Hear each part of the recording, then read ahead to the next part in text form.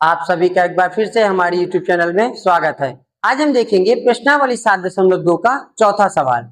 यहाँ पे हमें बताया गया है कि कोई दो बिंदु है, ठीक है। उन दोनों बिंदुओं को जो रेखाखंड मिला रहा है उसको किसी बिंदु द्वारा जहां पे विभाजित किया जा रहा है, तो आपको बताना है जो विभाजन बिंदु है वो किस अनुपात में विभाजित कर रहा है। मतलब यहाँ पे M1 और M2 का मान हमें ज्ञात करना है, ठीक है। जैसे बिंदु -3 10 है और 6 8 माइनस में है, इन दोनों को मिलाकर एक रेखाखंड बनेगा।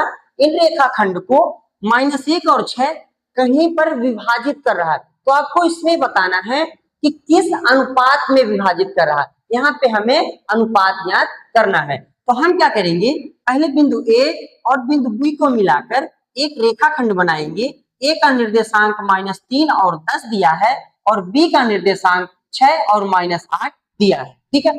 जो बिंदु इसको विभाजित कर रहा है वो सी हो गया, इसका निर्देशांक -1 और 6 आपको दिया गया है। अब आपको इसमें ये बताना है इसका अनुपात क्या है, ये किस अनुपात में इसको विभाजित कर रहा है। मतलब हमें M1 और M2 का मान हमें यहाँ पे ज्ञात करना है।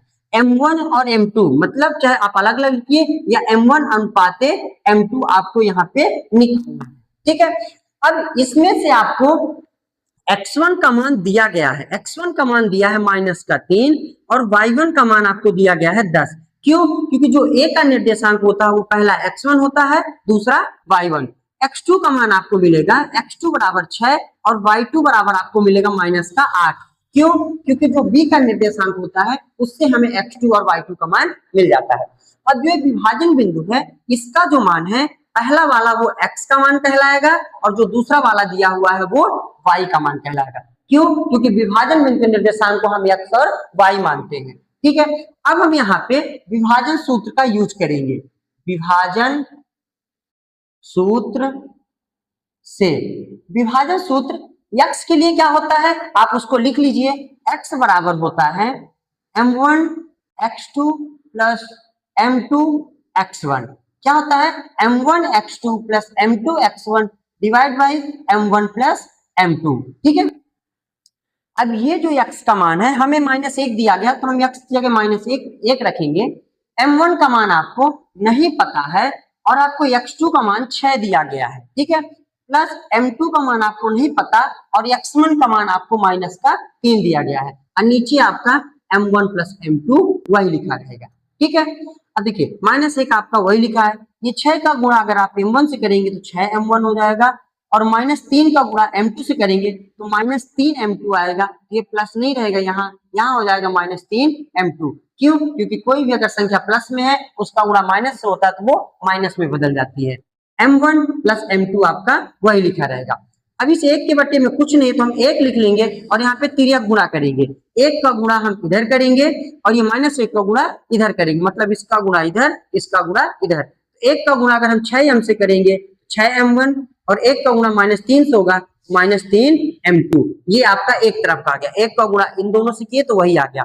-1 का गुणा अगर इधर करेंगे -m1 हो जाएगा और -1 का गुणा m2 से करेंगे माइनस का m2 हो जाएगा। क्यों? क्योंकि ये दोनों प्लस में थे, माइनस वाले का गुणा हो गया तो दोनों कैसे हो गए, माइनस हो गए। अब हम क्या करते हैं 6m1 को यही लिखा रहने देते हैं और जो उधर -m1 उसको अगर बराबर के इधर लाओगे तो प्लस का m1 हो जाएगा, ठीक है। और -m2 वहां पहले से लिखा हुआ है, ये -3m2 है, ये बराबर के उधर शिफ्ट होगा तो प्लस का 3m2 हो जाएगा, ठीक है। अब देखिए m1 वाले एक तरफ हो गए, m2 वाले एक तरफ हो गए।